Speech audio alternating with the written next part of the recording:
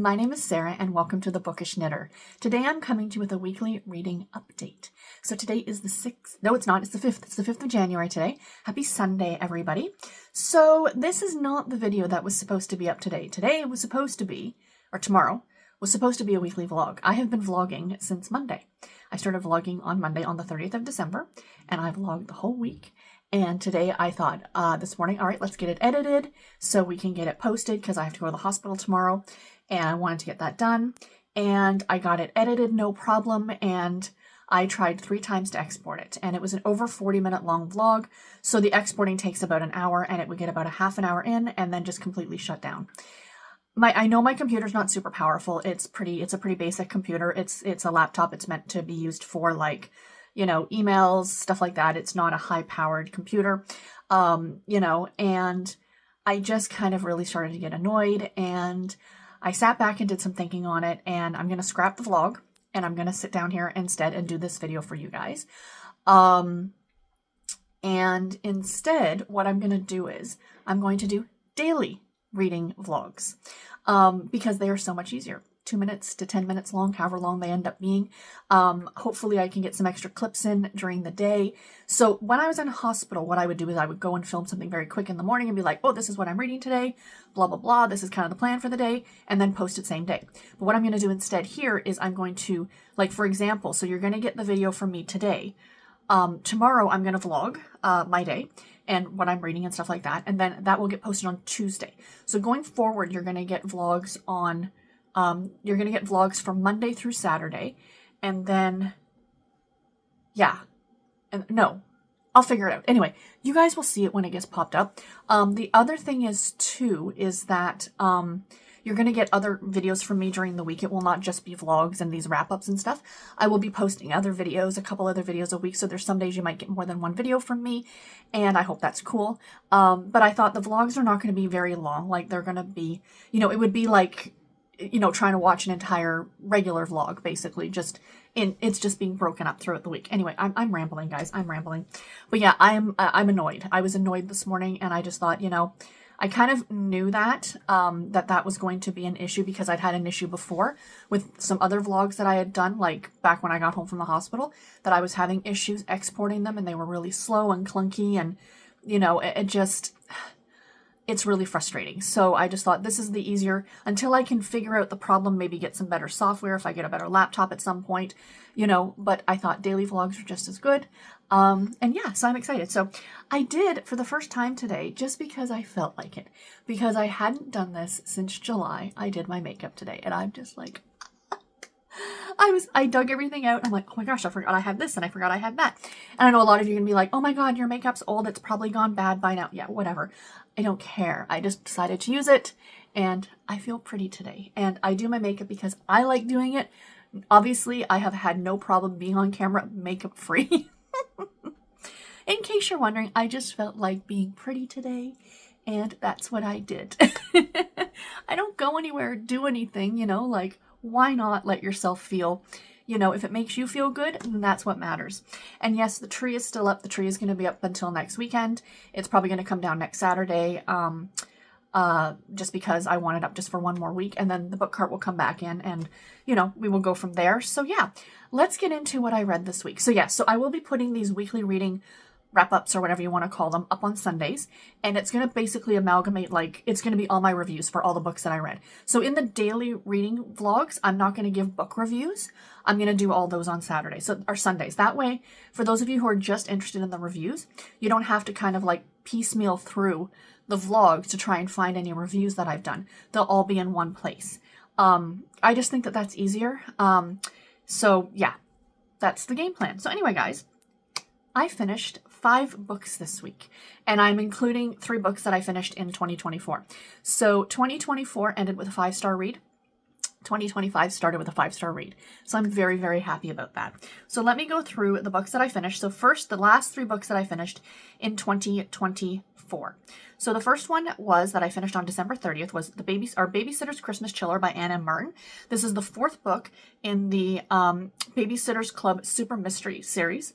I gave this book 4 stars. I enjoyed it. This one was not this is one that I don't think I've read before. There are a handful of Babysitters Club books that I did not read because I had kind of aged out of the series at that point, and I would pick up them piecemeal, like if it looked interesting. Like when Abby, the new character, was introduced, I picked some of those up just to read, just to see what it was all about. But ones like this one probably flew under my radar. So this one does take place at the holidays. But this is not my favorite type of super special. My favorites were always when they were all together doing something, like when they went to summer camp, or, they went to that lodge at the lake, or, whatever. The ones that were not my favorites were, it was kind of like they were all kind of doing something.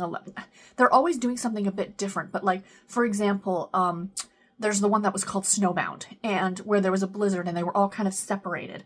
Didn't particularly love, and this one was very similar. So this is kind of broken into 3 separate stories. So you've got most of the Babysitters Club members. Let me see if I can figure out who it is. Most Mallory and Jesse mostly. So those two, they're dealing with this woman that they meet who has amnesia and she's pregnant and blah blah blah. I know, very hard-hitting storyline for a Babysitters Club book. And then you've got Christy and Dawn and Abby and a couple of the other babysitters dealing with burglars in Christy and Abby's very ritzy neighborhood. And then you've got Claudia and Stacy in New York City over Christmas, who are dealing with like a stalker, like Stacy has a stalker. Like, these are not like dogs missing crime. Like, these are big crimes. So all these 3 stories are kind of happening all at the same time. And, we go from there. So yeah, I mean, I liked it. I didn't dislike it. It was fun, but not my favorite. I mean, 4 stars. It was still pretty good. And like I said, I think I'm almost certain it's the first time I've read it. I have no recollection of reading this book before. But, I mean, it was enjoyable. It was a Christmas story. It was fun. There were very few Babysitters Club stories that took place at the holidays.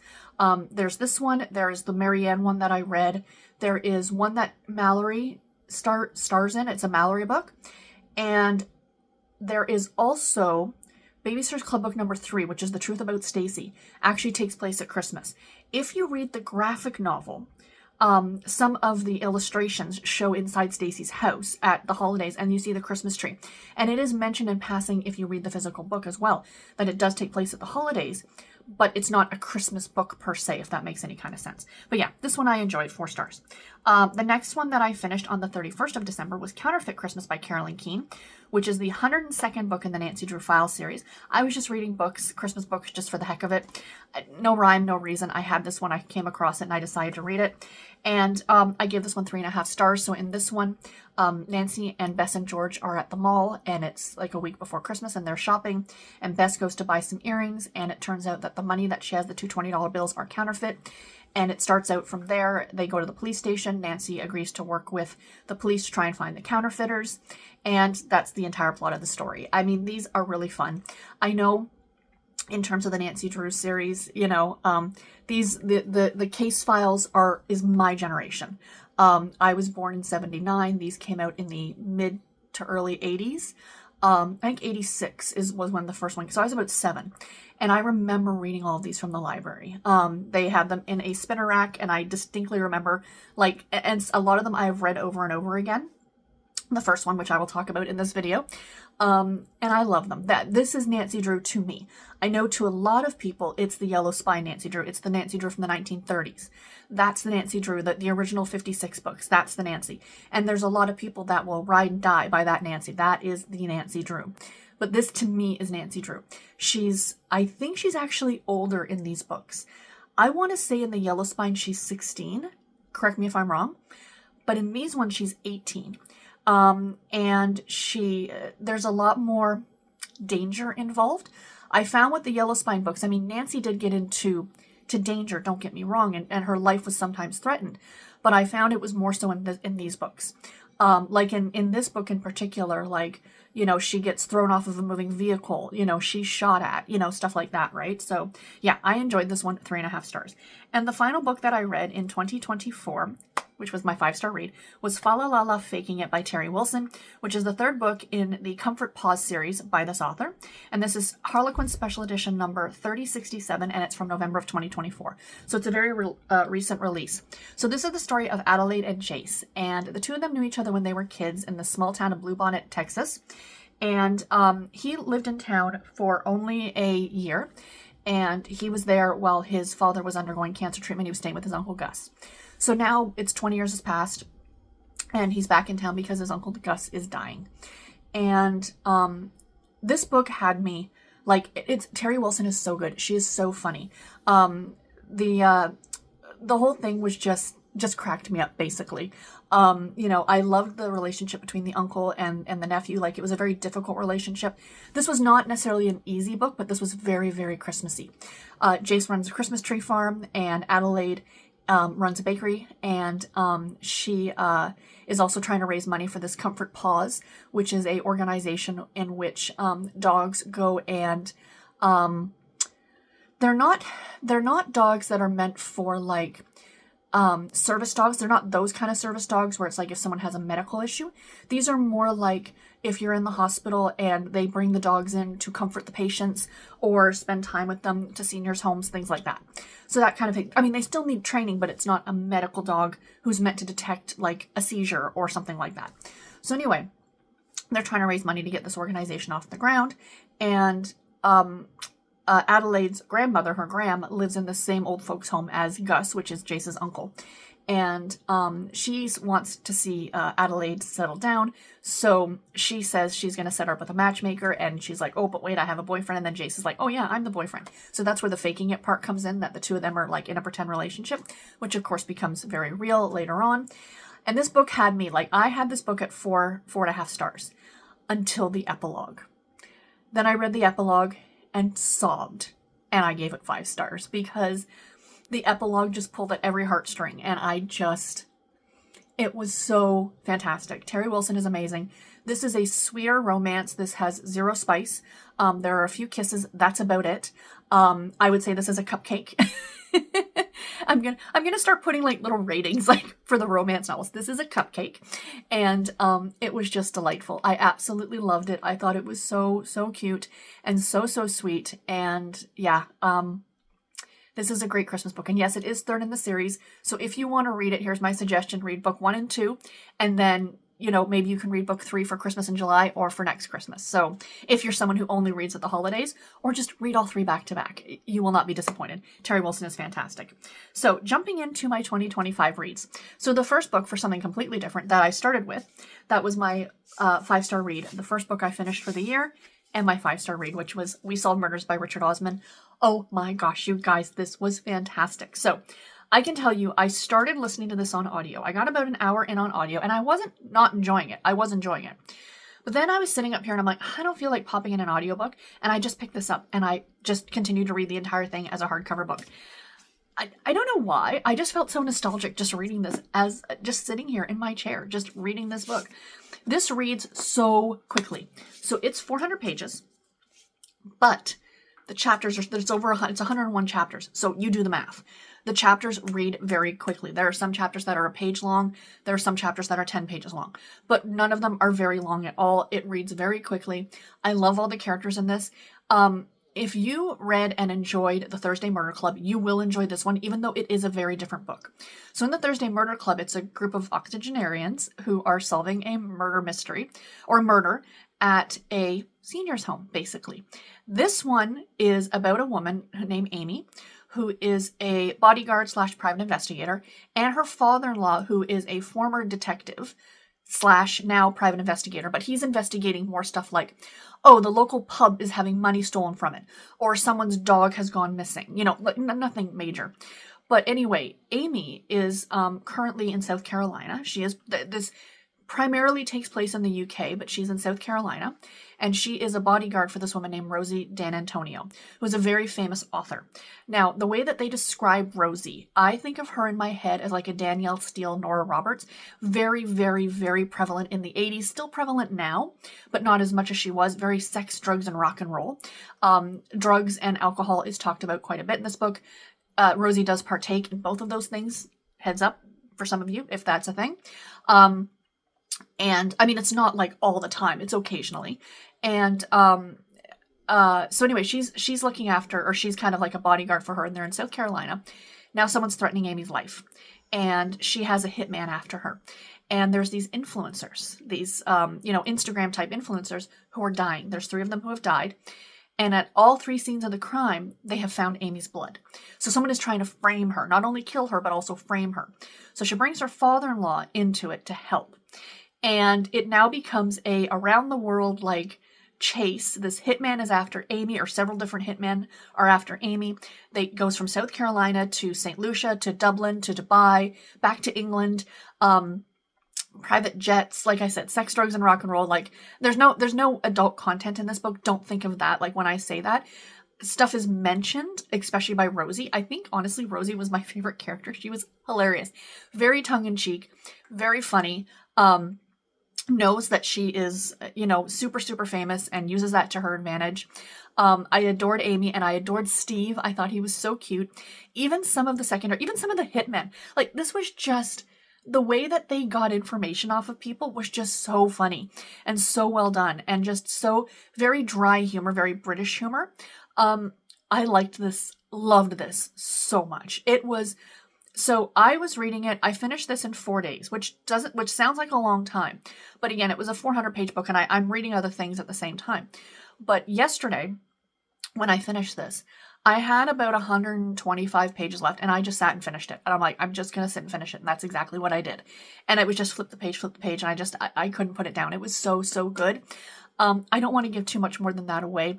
Read this one. If you have been sitting on it, because I think a couple people say like they were holding off on reading it because they were worried they loved the Thursday Murder Club so much that they were worried they weren't going to love this. But this was so good. Read this book. There's a cat in the story.